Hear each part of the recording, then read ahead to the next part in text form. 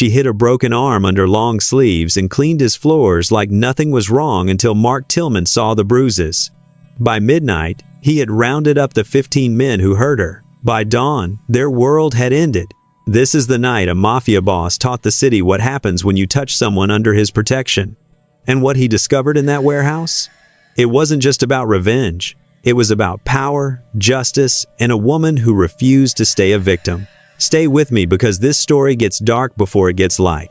Before we dive into this intense story, I will humorously like to mention that my mom teased me that I can't hit my subscriber target because she needed my attention while I was developing this script. I want you to prove her wrong by hitting that subscribe button right now, as this is important to me, and what you're about to witness is a mafia boss discovering his janitor has been brutalized. And his response is swift, strategic, and absolutely terrifying. Trust me, you don't want to miss how one broken arm triggers a war that changes everything. Now, let's begin. 7 a.m. in Manhattan's financial district meant one thing. Mark Tillman was already awake. Already working. Already 3 steps ahead of everyone else in the city. His penthouse occupied the top floor of a glass tower, 2,500 square feet of marble, steel, and floor-to-ceiling windows overlooking Central Park. It was a fortress disguised as luxury, and it reflected its owner perfectly. Beautiful, cold, absolutely impenetrable. Mark sat at his breakfast table wearing a Tom Ford suit that cost more than most people's monthly rent, reading the Wall Street Journal with the focused intensity he brought to everything. Black coffee in a white cup. No sugar. No cream. Pure and efficient. At 42 years old, Mark Tillman controlled half of New York's underground economy. With the same precision he applied to his morning routine. Money laundering through legitimate real estate holdings. Protection rackets disguised as security consulting. Strategic violence executed so cleanly that law enforcement could never quite build a case that stuck. He wasn't the loudest boss or the flashiest. He was simply the most effective. And every morning at precisely 7:15 a.m., his night janitor finished her shift by bringing him fresh coffee before she left. The sound of footsteps quiet, trying not to disturb, announced Sonia Haas's approach. Mark glanced up briefly. She looked exhausted, which wasn't unusual. Night shift workers always looked tired. What was unusual was the way she moved, favoring her right side, her left arm held rigid against her body. "Good morning, Mr. Tillman," Sonia said quietly, setting down a fresh cup of coffee with her right hand only. "Sonia." Mark's acknowledgement was brief, professional. They'd maintained this dynamic for 11 months, polite distance, minimal interaction. She cleaned his space overnight while he slept. He barely registered her presence. But today, Mark noticed. The tremor in her right hand as she set down the cup. The way she wouldn't look directly at him. The slight wince when she turned to leave. And the bruises. Dark purple-black marks peeking out from beneath her sleeve, wrapping around her left wrist like a violent bracelet. "Sonia," Mark said again, his tone shifting from dismissal to attention. She stopped, turned. "Yes. Sir, your hand is shaking." "I'm just tired." Long shift. "Show me your arm." Sonia's eyes widened slightly. "Really, Mr. Tillman? It's nothing. I fell yesterday carrying cleaning supplies." "Sonia?" Mark stood, his 6'3" frame radiating controlled authority. "Show me your arm. Now." The command in his voice left no room for refusal. With trembling fingers, Sonia slowly rolled up her left sleeve. Mark's expression didn't change. Years of controlling his reactions in high-stakes negotiations had taught him that, but his hands tightened on the edge of the table with enough force that his knuckles went white. The wrist was catastrophically injured, swollen to nearly twice its normal size. Bruises in distinct finger-shaped patterns, extending halfway up her forearm. Medical tape wrapped haphazardly around the joint, clearly self-applied with inadequate supplies. The angle suggested multiple fractures, 2 at minimum, possibly 3. These weren't the injuries of someone who'd fallen. These were defensive wounds. Someone had grabbed her arm and twisted with deliberate, calculated force designed to break bone. "Who did this to you?" Mark's voice was deadly calm. "I told you I fell. Don't lie to me." He stepped closer, and Sonia instinctively backed up. Mark immediately stopped. Raising his hand slightly, he'd spent 20 years making people fear him. But right now, he needed her to trust him. Those are not accident injuries. Someone grabbed your arm and twisted. Someone broke your wrist on purpose. Who? Tears pricked Sonia's eyes. She was 28 years old, working 3 jobs to support her younger brother, exhausted beyond measure, and in constant pain from an injury she couldn't afford to have properly treated. Loan sharks, she whispered finally. My brother Ethan. He has a gambling problem. He owes $50,000 to some men in Brooklyn. They came to my apartment 2 nights ago. Said breaking my arm was a message about what happens when debts aren't paid on time. Mark absorbed this information with the same calculating focus he brought to business deals. How many men? What? How many men hurt you? I don't know exactly. 5 came into my apartment. There were more waiting outside in cars. Maybe 10 total? 15? Did they give names? Just first names. Dimitri was the one who, Sonia's voice broke. Who grabbed my arm? He said to tell Ethan that next time they'd break both arms. Or worse. And where is Ethan now? Fresh tears spilled down Sonia's cheeks. I don't know. He's been missing for 3 days. I thought he was just hiding from them, avoiding confrontation. But now I'm terrified they're holding him. Using him as leverage to make sure I don't report what happened. Mark pulled his phone from his pocket, dialed a number. When the call connected, he spoke 5 words that would change everything. Luca. Round up the crew. Sonia's eyes went wide. Mr. Tillman, please, you don't have to get involved. I shouldn't have said anything. Too late. I'm already involved. Mark's gray eyes locked on hers with an intensity that was simultaneously terrifying and reassuring. You work in my home. That makes you mine to protect. And when someone hurts what's mine, I respond. Decisively. But I'm just the janitor. You're a person who was tortured in your own home because criminals thought you were powerless. That ends now. Sit down. Someone's coming to look at that arm properly. Sonia wanted to protest, wanted to insist she couldn't afford doctors, couldn't take his charity, couldn't get him involved in her brother's mess. But exhaustion and pain won out. She sank into the nearest chair, cradling her broken arm, and tried not to cry. Mark made 3 more phone calls in rapid succession. Then he sat across from her, his posture relaxed but his eyes sharp. Tell me everything. When they came to your apartment, what exactly did they say? What did they look like? Any details you remember?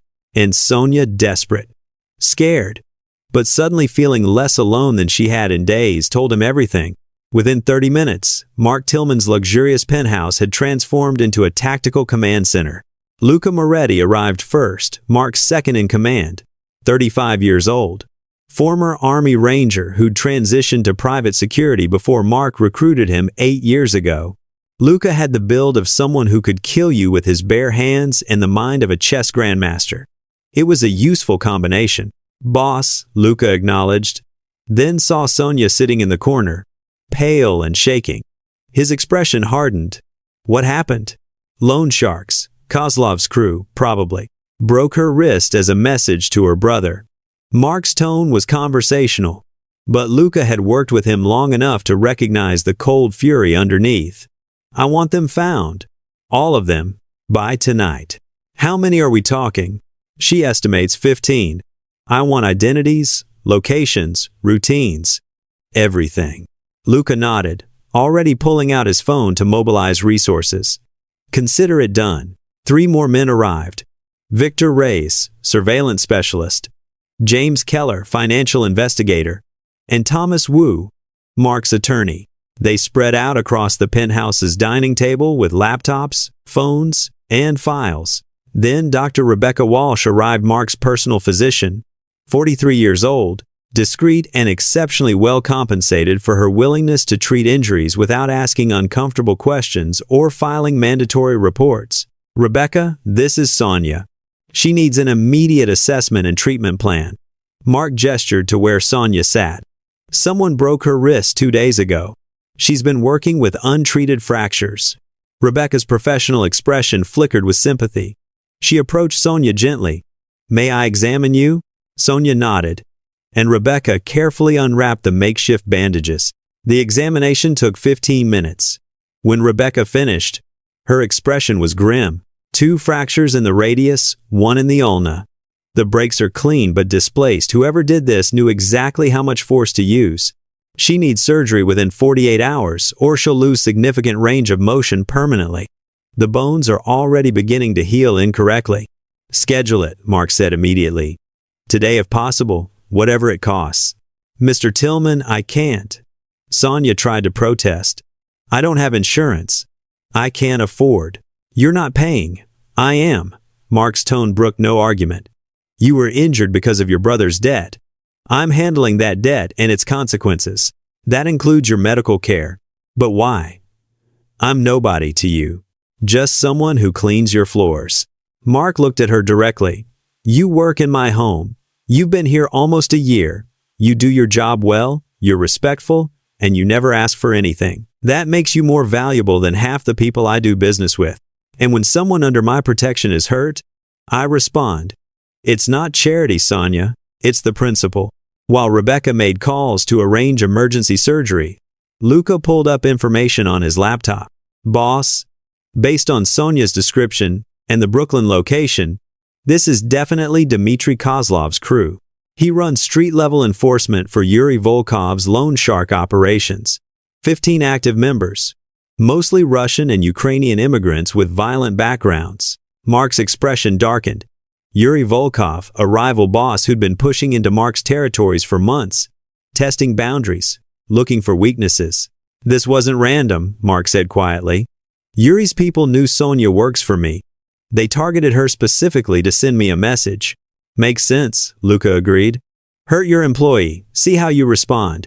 If you do nothing, you look weak. If you overreact, you start a war. Classic provocation. Then we respond perfectly, Mark said. Precise, overwhelming, and absolutely legal. I want every one of those 15 men arrested and prosecuted. But first, I want them terrified. Victor looked up from his computer. I can have locations on all of them within 6 hours. Home addresses, regular hangouts, patterns. Do it. And find Ethan Hasey, Sonia's brother. He's been missing 3 days. Kozlov's crew is probably holding him. Sonia, listening to this conversation from across the room, felt surreal disbelief.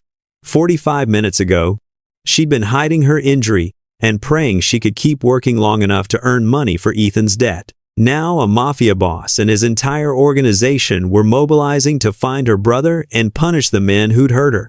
Mr. Tillman, she said quietly, if you go after these men, won't that start a war with this Yuri person? Mark walked over to where she sat, crouched down to her eye level. Possibly. But here's what you need to understand, Sonia. I've built my reputation on 2 things. Strategic thinking and absolute follow-through. If I let someone hurt my people without consequences, I look weak. Weakness invites more attacks. So whether this starts a war or not, I'm responding. And I'm going to make sure everyone in this city understands that touching anyone connected to me is a fatal mistake. I'm just a janitor, Sonia whispered. You're my janitor. That makes you untouchable. And by the time I'm finished, Dmitry Kozlov and everyone who works with him will wish they'd never heard your name. Dr. Rebecca finished her phone calls. Surgery is scheduled for 4 p.m. at Presbyterian. Dr. James Morrison, best orthopedic surgeon in New York. He's cleared his schedule. Perfect, Mark said. Luca, arrange transportation and security. Sonia doesn't leave our site until this is resolved. I have to work my other jobs, Sonia protested. Not anymore. Consider yourself on paid leave from all of them. I'll cover your lost wages plus 20%. You focus on recovering. We'll handle everything else. Sonia stared at him. Why are you doing this? Because I can. And because it's right. Any other questions? She had hundreds. But exhaustion, pain, and overwhelming relief won out. Thank you, she whispered. Don't thank me yet. Thank me when your brother is safe and the men who hurt you are in prison. Now rest. You've got surgery in 8 hours, and before that, we're going to find Ethan. Quick question for you. If you were in Sonia's position and a literal mafia boss offered to handle the people who hurt you, would you? A. Accept immediately and let him do whatever necessary. B. Try to stop him because you're afraid of escalation. Or C. Insist on being involved in whatever happens next? Drop your answer because Sonia's about to make a choice that defines everything. By noon, Victor had compiled comprehensive files on all 15 members of Dmitry Kozlov's enforcement crew. Names, photographs, addresses, criminal histories, known associates, regular locations, everything laid out with military precision. Dmitry Kozlov, age 36, enforcer for Yuri Volkov's Loan Shark operation, Victor presented, displaying information on the main monitor. 2 assault convictions, suspected of at least 4 murders, though never charged. He's smart, brutal, and careful. Mark studied the photograph, a thick-necked man with dead eyes and Cyrillic tattoos visible on his neck. Where does he live? Brighton Beach. But he's rarely there. Spends most nights at a social club in Sunset Park. That's probably where they're holding Ethan Hayes. Security at the club? Minimal. 2 guards outside, cameras on the entrance. But they're complacent. They've operated there for 3 years without incident. Mark smiled slightly. Then let's provide an incident. Luca, I want a team ready to extract Ethan within 2 hours. Non-lethal if possible. But prioritize getting him out safely. Rules of engagement? Subdue anyone who interferes. Kill if necessary to protect our people or Ethan. But I want Dmitry and his crew alive. I have special plans for them. While the team prepared, Mark sat with Sonia in his office, a space of dark wood and leather that felt like the center of an empire. Tell me about Ethan, Mark said. What kind of person is he? Sonia sighed. He's my little brother. 24 years old. Sweet kid. But weak. He started gambling in college poker first, then sports betting, then anything he could find. He promised he'd quit a dozen times, but he never did. And the $50,000? Accumulated over 2 years. He'd win sometimes, pay down part of it. Then he'd lose again. Double down trying to recover. The debt just kept growing. I tried to help, gave him money when I could, but I'm just barely surviving myself.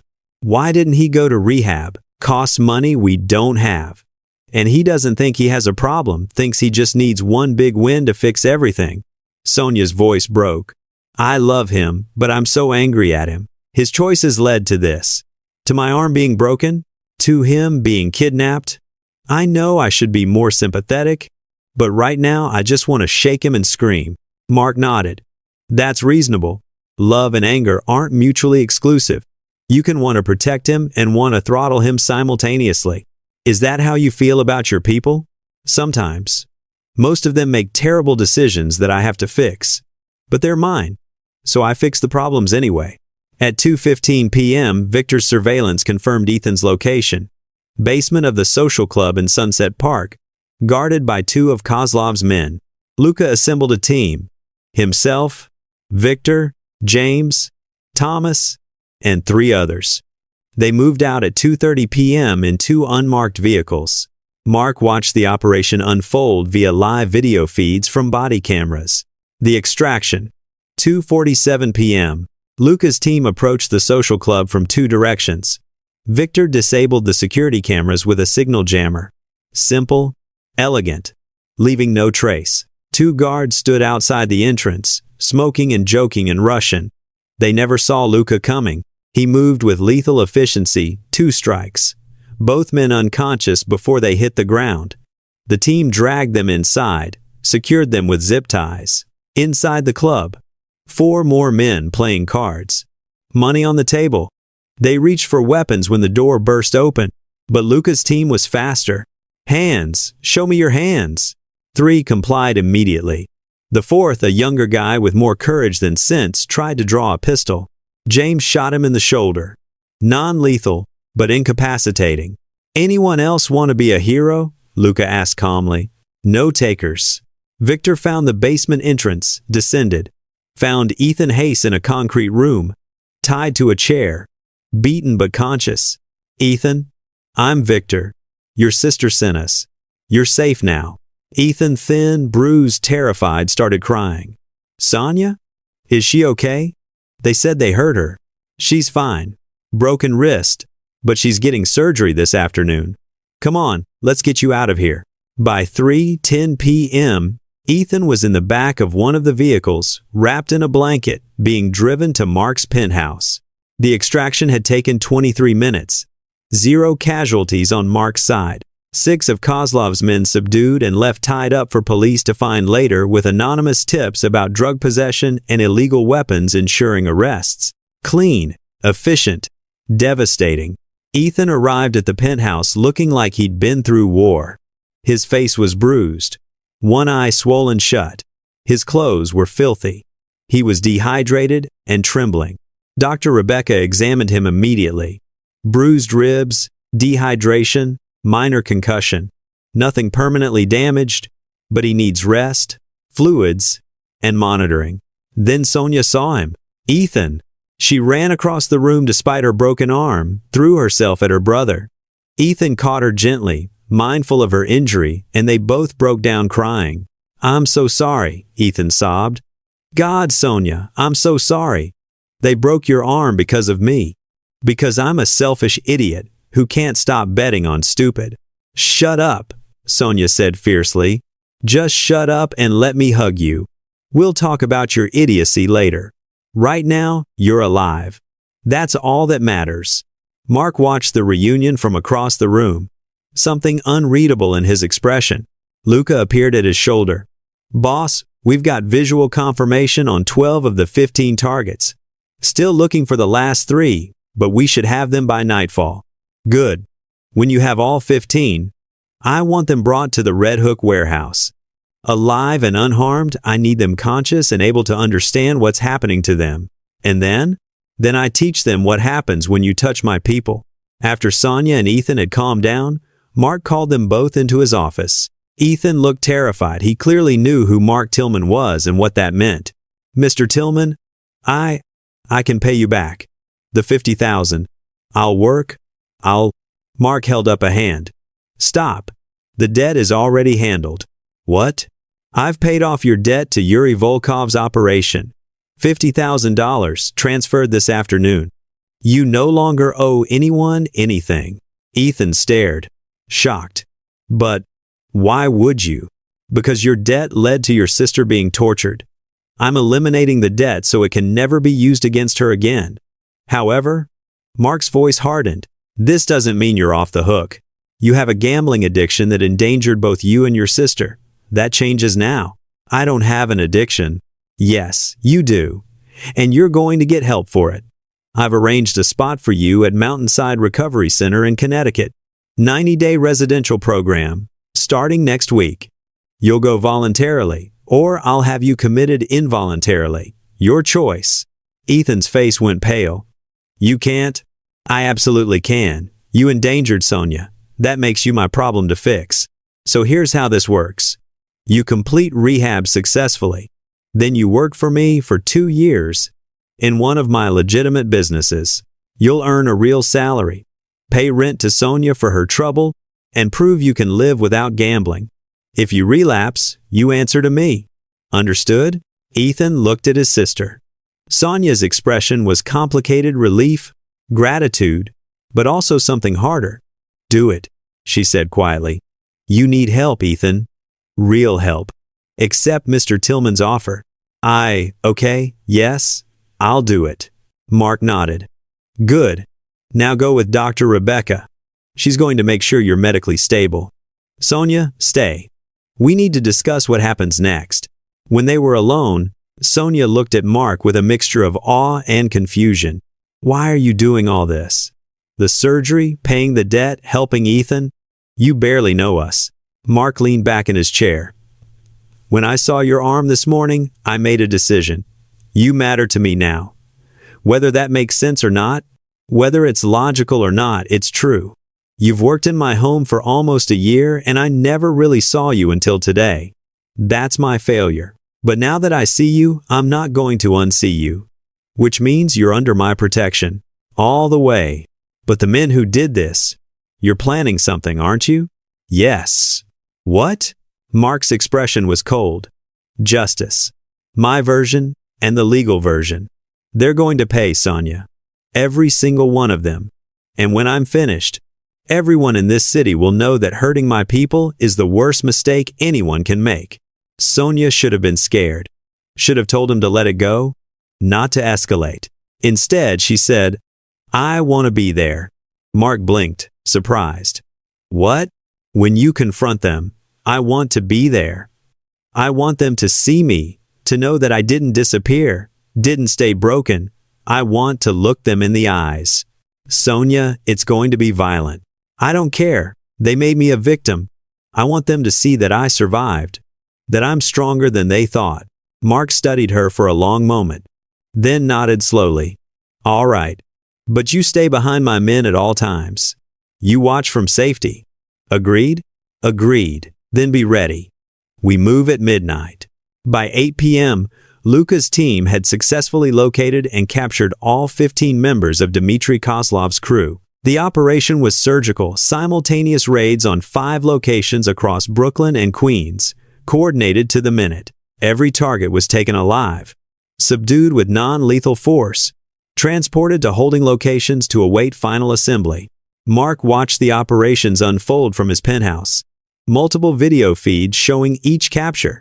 It was almost beautiful in its precision, no wasted movement, no unnecessary violence, just overwhelming force applied exactly where needed. Boss. Final count confirmed. Luka reported at 9:47 p.m. All 15 in custody, ready for transport to Red Hook. Any injuries to our people? Minor James twisted his ankle, subduing one of them. Nothing serious. Good. Begin transport. I want everyone assembled by midnight. While the captives were being moved, Mark made another phone call. "Sarah, it's Mark. Detective Sarah Chin, NYPD Organized Crime Unit, side on the other end." "Mark, what did you do?" "Nothing yet. But I'm about to hand you 15 men involved in loan sharking, illegal gambling, kidnapping, assault, and extortion, complete with evidence, testimony, and confessions." "You're joking." "I'm completely serious. These are Yuri Volkov's people, Dmitry Kozlov's crew specifically. They've been operating in Brooklyn for 3 years. I'm giving you everything you need to dismantle the entire operation." "Why?" "Because they hurt someone I care about, and I want them prosecuted legally as well as personally. Can you coordinate with federal prosecutors? I want this airtight." Sarah was quiet for a moment. "If I can verify the evidence is legitimate and obtained legally?" It was. Everything was gathered by private investigators I hired. No illegal searches, no coerced confessions, clean as can be. "Then yes, I can coordinate federal prosecution." "But Mark, what are you planning to do before you turn them over?" "Just a conversation, nothing that will interfere with prosecution. You have my word." "Your word isn't always reassuring." "It's all I've got." Midnight at the Red Hook warehouse. Bring federal agents if you want. But give me 2 hours first. Sarah sighed again. 2 hours. Then I'm coming in whether you're done or not. Fair enough. At 11:30 p.m., Mark, Luka, and 6 others arrived at the warehouse, an enormous space on the Red Hook waterfront that Mark owned through a shell company. Legitimate use, storage for imported goods. Actual use? Whatever Mark needed it to be. Tonight, it was a courtroom. The 15 captured men were brought in one at a time, zip-tied and seated in folding chairs arranged in a line. They faced a single chair where Mark would sit, illuminated by a spotlight. Behind them, shadows and the looming presence of Mark's men. Dmitry Kozlov arrived last. He was defiant even in restraints, smirking as he was placed in the center chair. At 11:55 p.m., Sonia arrived with Ethan. Mark had insisted they come separately, with heavy security, and only after the captives were secured. Sonia wore jeans and a sweater, her broken arm in a professional cast. She looked small, vulnerable, but her eyes were steel. "You ready?" Mark asked quietly. "Yes." "Then let's begin." Can we all just acknowledge that Sonia walked up to the guy who broke her arm and basically told him he'd lost? If you're not subscribed after watching that level of courage, I don't understand you as a person. Hit that subscribe button right now because we still have political fallout, romantic resolution, and the question of what happens when a janitor becomes a mafia boss's equal. Comment. Team Sonia or Team This Woman is Terrifying? Let me know. Okay. Continuing. Midnight. Mark Tillman sat in the spotlight, perfectly calm, looking at 15 men who'd made the worst mistake of their lives. Behind him stood Luca and his team, armed, silent, radiating controlled violence. And beside Mark, visible to all the captives, Sonia and Ethan. "Gentlemen," Mark began, his voice carrying through the warehouse. "You're here because you made an error in judgment. You hurt someone under my protection. You tortured a woman to send a message to her brother. You thought she was nobody, invisible, powerless, irrelevant." He gestured to Sonia. "This is Sonia Hase. She cleans my penthouse. She works 3 jobs to support her brother. She's never hurt anyone, never broken any laws, never involved herself in our world. And you broke her arm in 2 places because you thought she was convenient leverage." Dmitri laughed a harsh, mocking sound. "So what? You're going to kill us over some cleaning lady? You're softer than I thought, Tillman." Mark's expression didn't change. "No, I'm going to do something much worse than killing you." He pulled out his phone, played a recording. Dimitri's voice filled the warehouse. "Break her arm cleanly. 2 fractures, minimum. Make it hurt. But make sure she can still work. We need her functional enough to carry messages." Another voice. "What if she reports it?" Dimitri's laugh. "Who's she going to report to? She's nobody. No connections, no protection. Perfect target." When the recording ended, several of the captives looked noticeably less confident.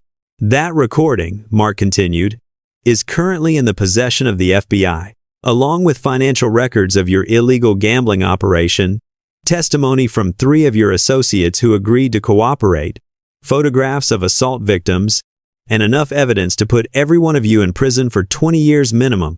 "You're bluffing," Dmitri said, but his voice wavered slightly.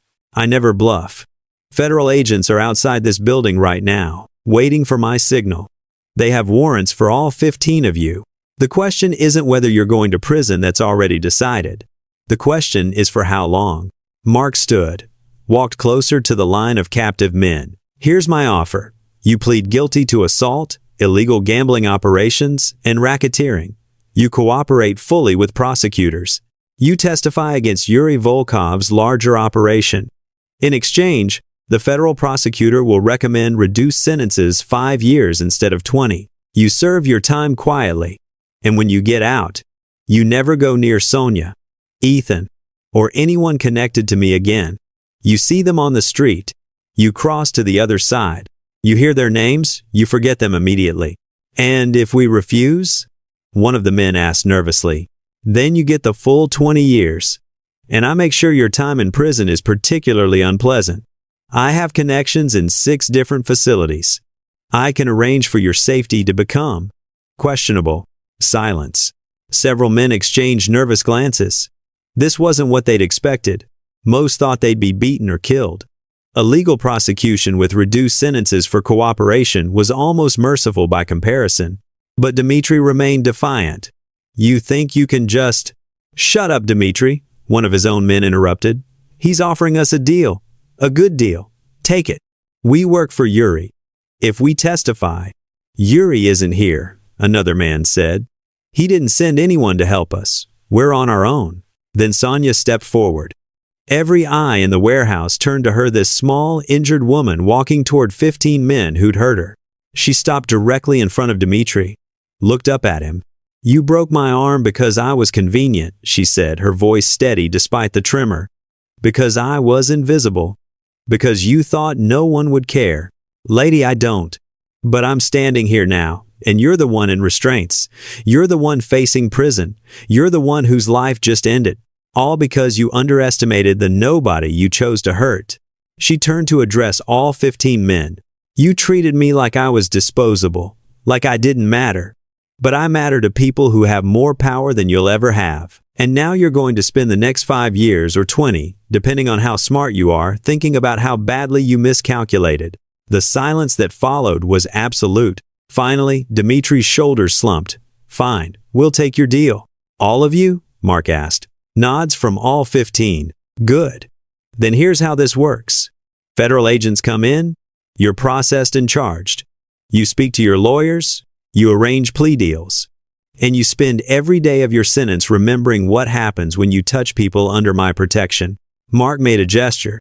and Luca opened the warehouse door. A dozen federal agents entered, led by Detective Sarah Chen. She looked at the captured men, then at Mark. "This is the most organized arrest I've ever been handed. You even zip-tied them." "I'm efficient. They're all yours, Detective. Evidence packages are being delivered to your office as we speak." As the men were being formally arrested and read their rights, Dmitri looked at Sonia one last time. "I underestimated you," he said quietly. "Yes," Sonia replied. "You did." By 3 a.m., all 15 men were in federal custody. The warehouse was empty, except for Mark, Luca, Sonia, and Ethan. "It's over," Sonia breathed. "It's really over." "This part is," Mark agreed. "But there's still political fallout to handle. Yuri Volkov lost 15 men and his entire loan shark operation in one night. He's going to respond. With violence? Ethan asked nervously. Possibly. Or with negotiation. Depends on how smart he is. Mark looked at Sonia. Which is why I need you to stay at the penthouse for the next few weeks, until we're certain you're safe. I can't just move into your home. Guest suite. Full privacy. Your own space. Non-negotiable. You're recovering from surgery anyway, you need somewhere safe to heal. Sonia wanted to argue, but exhaustion won out. Okay, but this doesn't make me your charity case. No, it makes you someone under my protection. There's a difference. The surgery the next afternoon went perfectly. Dr. Morrison repaired the fractures with surgical precision, predicted full recovery within 6 months with proper physical therapy. Sonia woke up in a private hospital room to find Mark sitting in the chair beside her bed, working on his laptop. You stayed, she said groggily. Of course. You're my responsibility. I'm not a responsibility. I'm a person. You're a person who is my responsibility. Both things can be true. Over the next few weeks, Sonia recuperated in Mark's guest suite. It was strange living in the space she'd cleaned for months, seeing it from a different perspective. Mark was surprisingly good company, intelligent conversation over breakfast, genuine interest in her opinions, respectful of her space, and slowly, something shifted between them. 3 days after the arrests, Yuri Volkov requested a meeting. Mark agreed neutral location, public restaurant in Little Italy. Witnesses from other families present. Yuri arrived looking grim. He was late 40s, silver-haired, deceptively polite. You arrested 15 of my men. Your men tortured my employee and kidnapped her brother, Mark replied calmly. I responded appropriately. By involving federal authorities? That's not how we handle disputes, Tillman. You made it personal first. You targeted someone in my home to test my boundaries. I'm simply clarifying where those boundaries are. Yuri studied Mark carefully. What do you want? The disputed Brooklyn territories. Full control? No challenges. Plus compensation for damages $100,000 paid to Sonia Hase for her medical expenses and trauma. That's steep. Those are my terms. Accept them. Or I turn over 3 more boxes of evidence to federal prosecutors documenting your entire operation. Your choice. Yuri was silent for a long moment. Then he noticed Sonia sitting beside Mark, not behind him, not separate, but at his right hand. And this is the famous janitor? This is Sonia Hase, Mark corrected. My strategic advisor. Yuri looked intrigued. You're bringing her to negotiations? Sonia leaned forward. Mr. Volkov, your organization made a mistake. You tested Mark's boundaries and lost badly. 15 men arrested. Your loan shark operation exposed. Major territory disputes resolved against you. You can accept these terms and maintain what you have left. Or you can fight and lose everything. Economically, the choice is obvious. Yuri stared at her, then slowly smiled. You've got spine. I respect that. He looked at Mark. Your terms are acceptable. The territories are yours, and I'll arrange the compensation payment. Smart choice, Mark said. As they left the meeting, Yuri called after them. Tillman? Don't make the mistake of thinking you've won permanently. This city is always changing. I don't think I've won permanently, Mark replied. I think I've won today. That's sufficient. I'm not crying, you're crying. Okay, fine. We're all crying. If you made it through a mafia boss proposing marriage to his former janitor and you're not subscribed, there's no hope for you.